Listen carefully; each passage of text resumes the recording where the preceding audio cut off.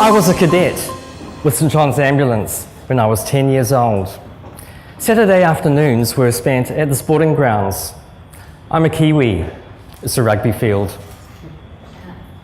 The whistle would blow, I'd run onto the pitch, I'd treat the injured player and run back to the sidelines. The first aid manual finished each chapter with these words: if in doubt, consult a physician. Well, that 10-year-old thought, what could a physician do that I can't do? I became that physician, but it wasn't enough. How could I get greater control to make a bigger impact? Well, I specialised in anaesthesia and trauma. I went into hospital management.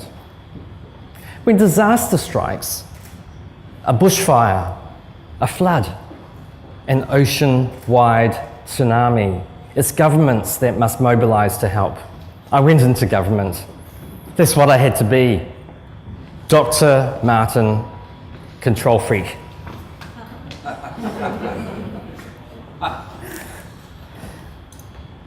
In June 2014, I faced a disaster I hadn't prepared for. It was my birthday, and I received an SMS from my partner of 18 years who was in the Philippines. But instead of happy birthday, I got an incoherent message. Abducted. 4 men snatched off street. Need money for release. He couldn't tell me where he was, but he could tell me that he was held ransom by the police. Things went downhill from there. He's still in captivity somewhere north of Manila.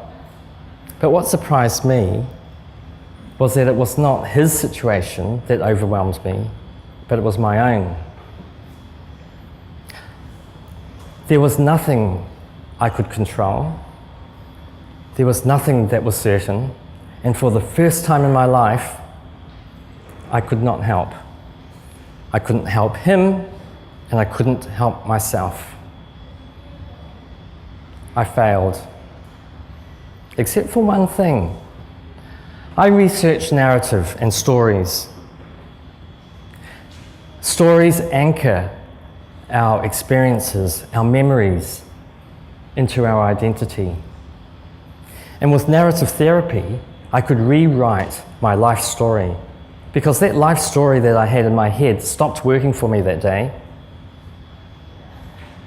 I rewrote a new script, and Dr. Martin, control freak, became Marty, Renaissance man. Because Marty could let go of the control. He could embrace the unknown, and he could surrender to the moment. He's doing okay. Imagine if everyone who faced a crisis could find the inner Marty of their own. I had to explain to my mum why I was called Marty. And you know what she said? She's such a wise woman. You always were Marty. I'm glad you found him again.